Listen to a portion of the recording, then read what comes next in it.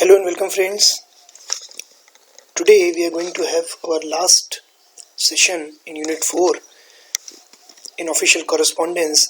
We started with discussion on goodwill letters. We talked about letter of appreciation and sympathy, and then we talked about the other kinds of letters which are used in organization. We talked about the difference between commercial and official correspondences, and then we took up different types of official correspondences one by one. We talked about memorandums, notices, and then circulars, and in the last session that we had, we talked about the minutes of meeting. Is that fine? Now today we are going to discuss something that is going to be pretty important for you whenever you apply for jobs in different organizations. Today we are going to discuss employment application. Other name for it is this curriculum vitae. You might also be using another term for this particular document, the biodata, right? So we are going to discuss the curriculum vitae today, and we are going to discuss how it has to be formatted, what all sections have to be there in a CV, and the use of this particular discussion today will be when you would be applying for different jobs in different organizations. There you should not be making use of some application available on internet or maybe some software. You should be doing your curriculum vitae on your own, right?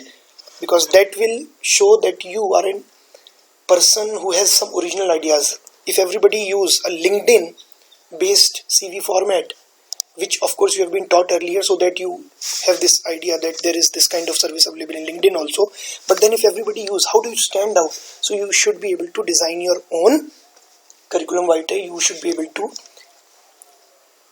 come up with a good biodata for yourself on your own, right? So let us start our discussion. Now this is Mr. Rustam Sorabji. Now please understand, there can be n number of formats. I am using a format which I have been using right from my college days, and there can be other variations also. You can use any variation that you like, but the main aspects that we'll discuss today, they would remain the same everywhere. So the format that I use has the name of the applicant at the top, right? So the name of the applicant is Mr. Rustam Sorabji. The phone number is there here, and the email ID is there here. The phone number has been given, rustam@gmail.com is the email ID, and this is the address, right? Now we'll understand one thing. Why have I not put in other details here? For example, I have not put in the age, I have not put in the father's name, I have not made use of other things like religion, or for example things like your age, family income, religion that you follow. All these things have not been put. Please understand the reason. The reason is, see, it's like an advertisement.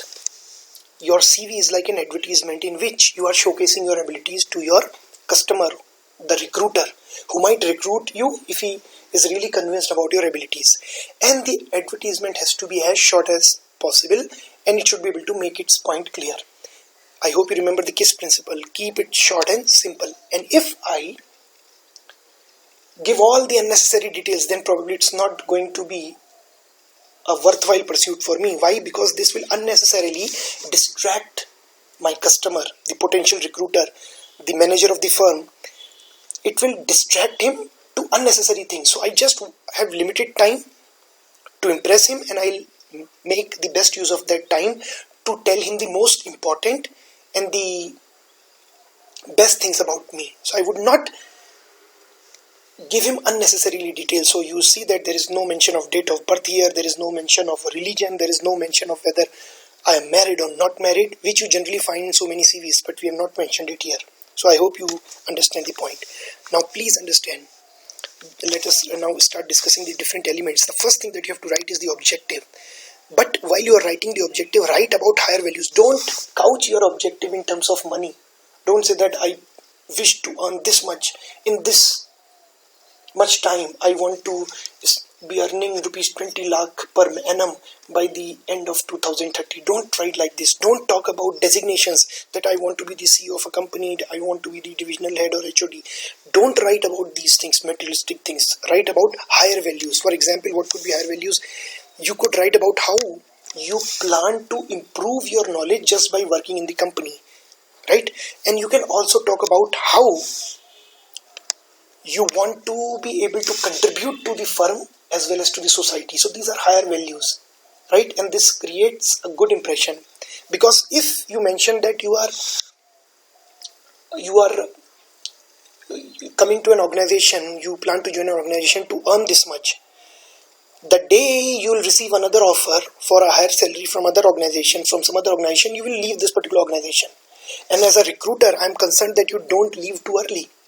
So if you are saying that you plan to earn 10 lakhs and I am paying you 10 lakhs and some other company starts paying you 12 lakh, offers you 12 lakh, you would simply jump. You would switch to that particular organization. I don't want that. And that is why you have to write these objectives in terms of higher values. To use my knowledge, now have a look at this particular example, and skills to contribute to organizational productivity and to continuously enhance my learning in the process. So I'm talking in higher values. I'm saying I want whatever knowledge and skill I have to use that knowledge and skill so that I can contribute to organization. I can make my organization more productive. So I'm just not talking about my knowledge and skill. I'm also talking about how it can be useful for the organization. And I'm also talking about how this will also help me. This will help me continuously enhance my learning, and this will make me a more knowledgeable fellow. So I'm saying that I want to use my skills for the betterment of the organization, and in the process I would also learn. So there is something for the organization also, there's something for my own self also, right? So this is how you have to write the objectives. Now have a look at the education. Now this is just a format. You can write it in bulleted form also, you can use any other format also, but I have made use of this particular format. I have talked about degrees, and then I've talked about the school or the college from which I have completed these degrees, board or university, the year and the percentage, right? Now please understand, use the format which highlights the positives. Now what do we mean by this? You can have an order which is chronological or a reverse chronological. What do we mean by chronological? Chrono is time. So chronological is, you mention the things which happened first, you mention them first, and then you move over to the things which happen later. So you can start from 10th, then 12th, then your graduation, and then your PG. On the other hand, reverse chronological means you start from your PG, then move to graduation, then 12th and 10th.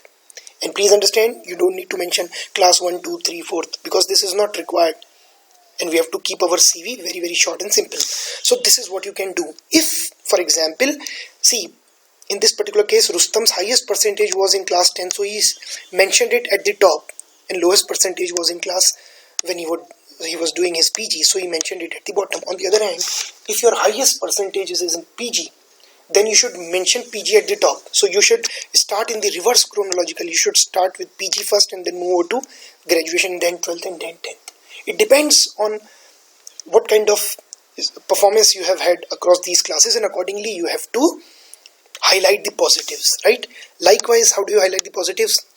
You can make use of absolute term, or you can make use of division to showcase your percentage. For example, in this case I have, let's say, 85%.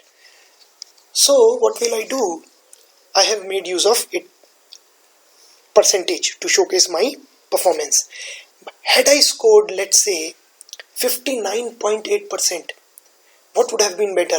To write that I have scored a second division, or to write the percentage? Percentage would have been better, right? On the other hand, had I scored 54.5%, what would have been better? Should I have mentioned 54.5 or should I mention second division? I should be mentioning second division. Is that okay? So you have to write, you have to design the format in a manner that highlights your positive, right? Now the third thing that you have to talk about is the projects undertaken. Now please understand, these are going to be the most important projects that you have undertaken, and about these projects you should have the best possible understanding and you should have sufficient knowledge, right?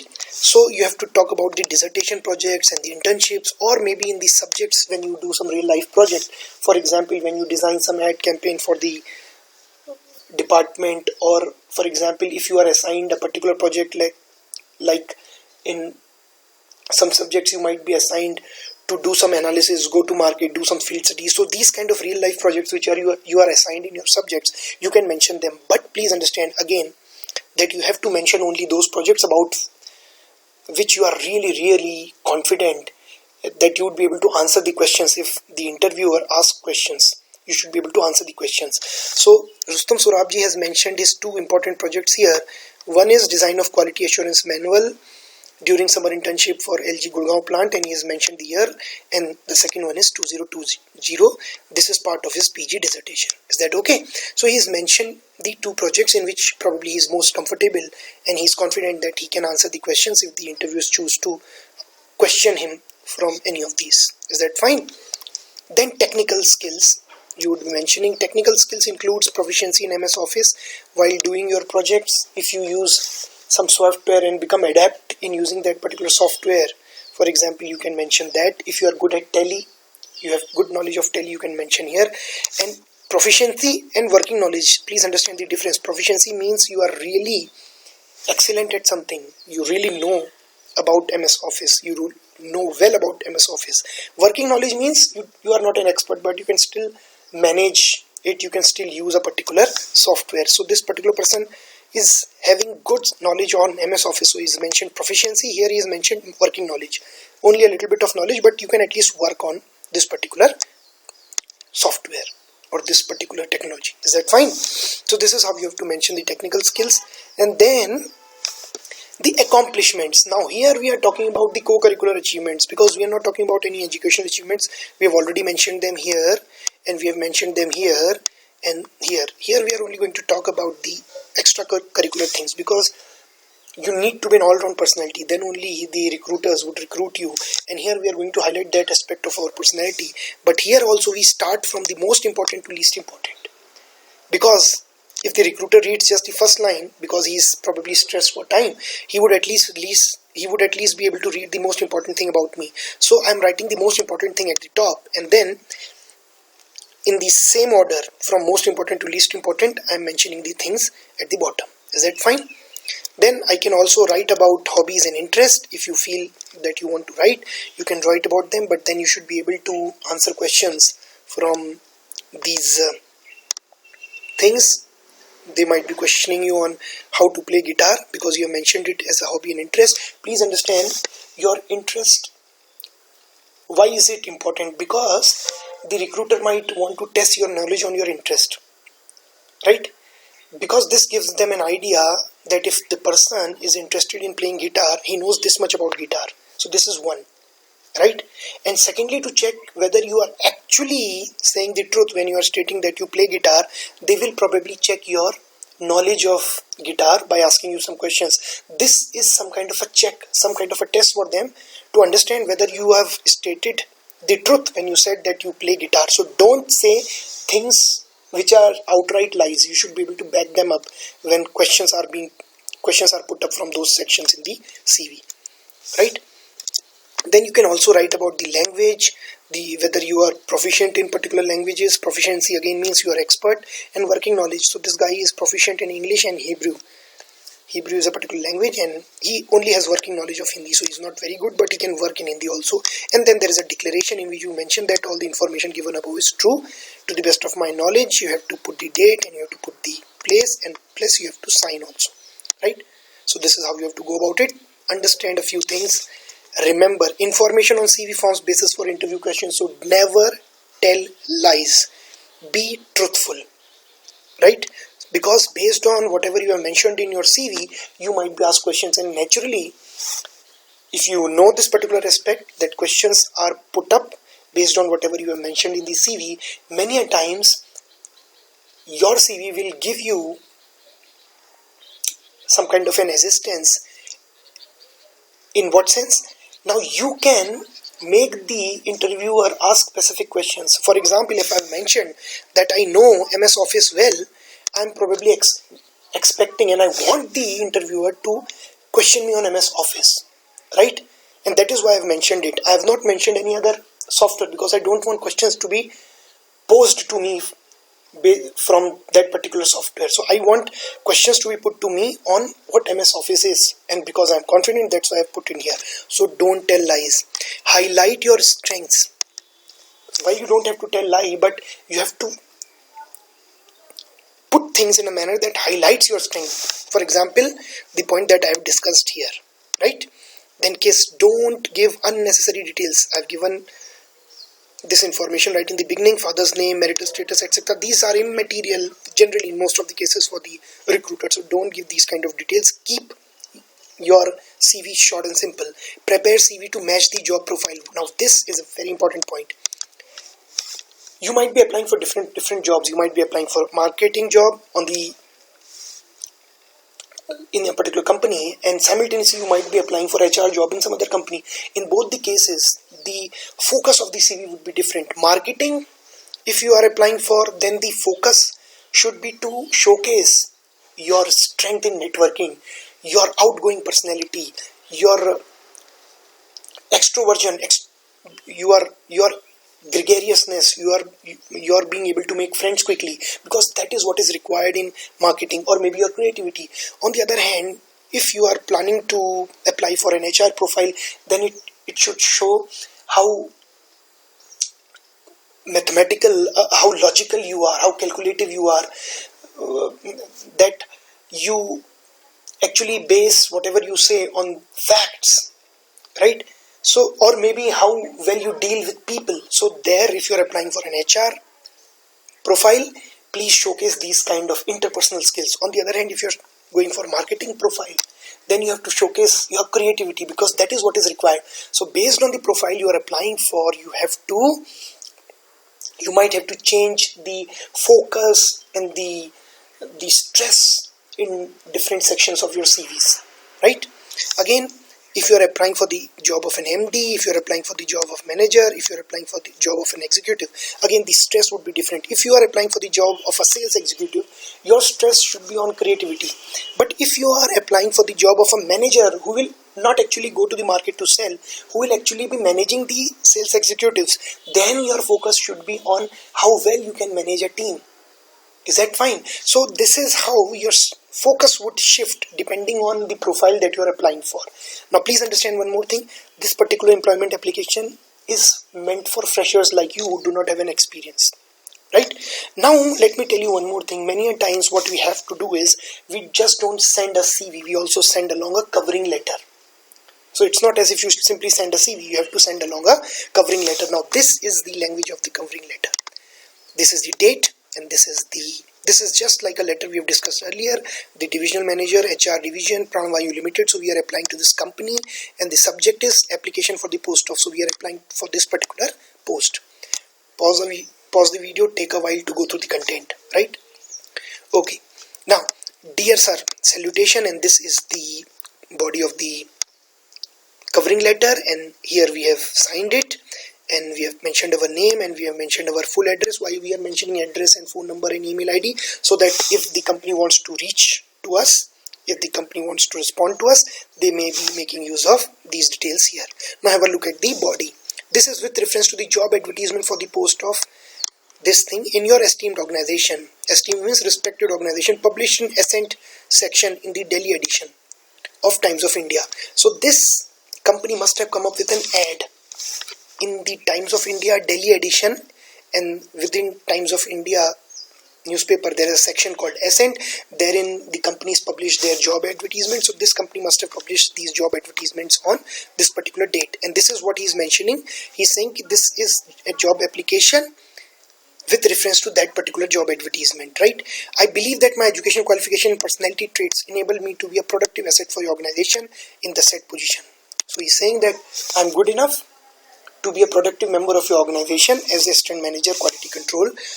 So therefore I wish to present my candidature, which means I want to apply, and I'm attaching my resume for your kind consideration. So this is going to be your covering letter, and the sequence would be, the covering letter would be at the top of the CV. So there would be your covering letter, and then there would be your CV. Is that fine? Now please understand, nowadays we generally don't send CVs by post, we send them by mail, right? And that is why when you are sending across your CV on mail, what you have to do is, this body of the mail can be treated as covering letter. You don't have to send another letter by post.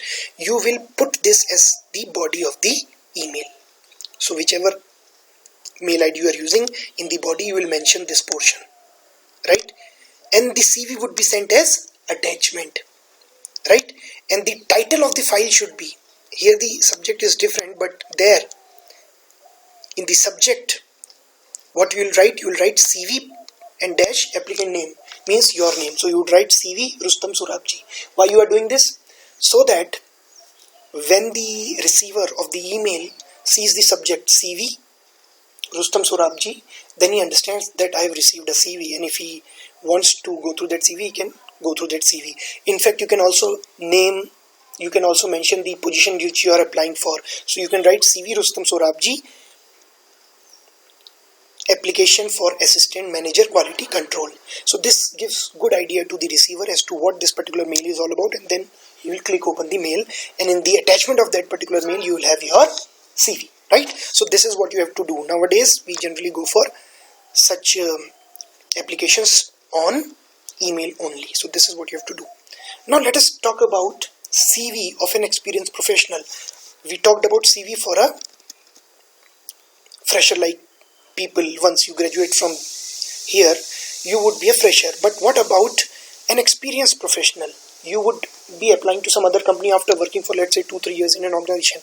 What will be the difference there? Please understand there would not be much difference. All you have to understand is, see, now this is another guy, Ismail Darbar, and the format is almost the same, but the sequence would be slightly different. Some of the elements some of the sections which were discussed in the fresher CV would not be here.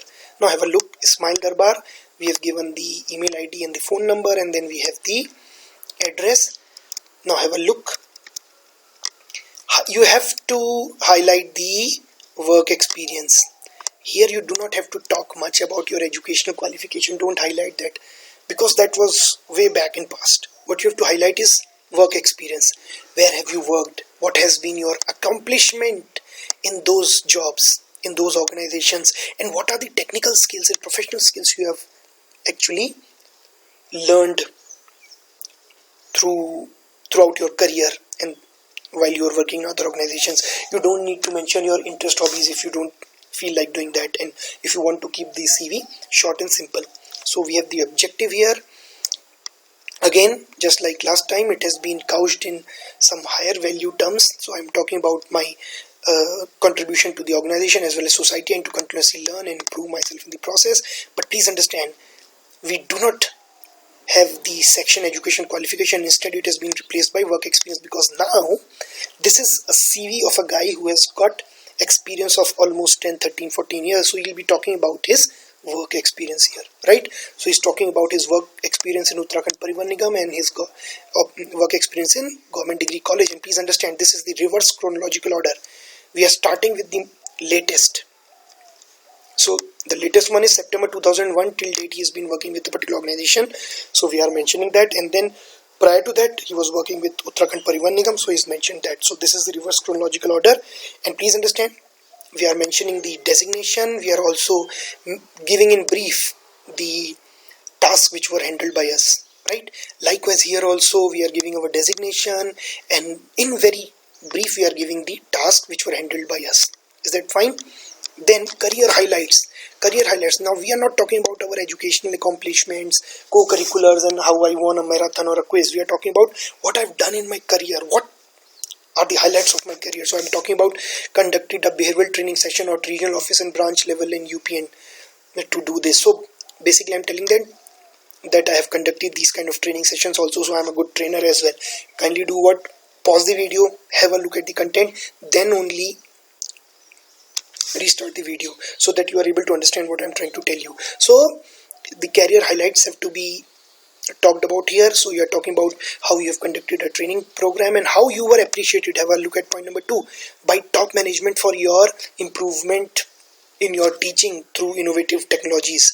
And then have organized diverse co-curricular activities for students in GDC Rudraprayag. So you are talking about your career highlights, but again the same thing you have to put in your mind, you have to keep in your mind. You start with the most important, most significant highlight, and then you slowly move over to less significant ones. You start with the most important aspect first, right? Then training programs that have been attended by you, and these are related to those skills which you would require in your job. So have a look at curriculum development. This is a skill which is required by teacher. This particularly is a CV for a position of a teacher, right? And you need to know how to develop the curriculum, how to develop the syllabus. So this is what he has mentioned. 1 week workshop he must have attended, and then FDP on blended learning. So these are things which are important for a teacher if he is applying for a teaching job, and that is why he is mentioned here. Now, professional technical skills, no mention of hobbies, nothing. Have a look at professional technical skills. Curriculum development for PG courses, development of e-learning. E-learning is what we are doing right now. YouTube, or there are other tools also. So this is an example of e-learning resources, and working knowledge of MS Office. So I'm mentioning all these things which are required in my job. And have a look at this. Then in very brief I'm mentioning my education. There too I have not mentioned 10th. So this is an attempt to keep my CV short and simple. So I have mentioned only PGPM, reverse chronological order, then graduation and 12th. And I have not worried too much about the percentage. The reason is because now, once I have gained considerable experience and I'm an experienced professional and I'm applying to some other company, more important aspect would be my work experience and my accomplishments in my organizations, earlier organizations, than what I've done in my education. So even if I'm scoring at 63% would be okay, as long as I have a very rich work experience, fine. And now have a look at this. I might, just to tell them that I'm not a unidimensional personality, I have other interests also. I might talk about a little bit about my interest and hobbies, so that we have done here. And then we have to mention languages. What all languages can you read, write and understand? Many times if you are applying for an MNC, or maybe you are applying for even an Indian company who is also operating out of offices in Chennai or maybe Bengal, in Calcutta, in Delhi, they would want to know as to which all languages we are comfortable in, because if you are not comfortable in Tamil, they would think twice before sending you to Tamil Nadu or Chennai, right? So that is why we have to mention what all languages we are comfortable in, and then the declaration would be there, just like the CV, just like in the case of a CV of a fresher. So this is how you have to write your CV once you have gained some experience and you are basically trying to make a switch from one organization to the other, right? So this is how you have to design your CV. So thank you very much for your time. Hopefully whenever we get time, we'll talk more about how to design your CV, not as part of your curriculum of business communication, but as a skill that you need so that you can apply for internship positions and intern positions, as well as job and various other positions in the organizations. Thank you very much for your time.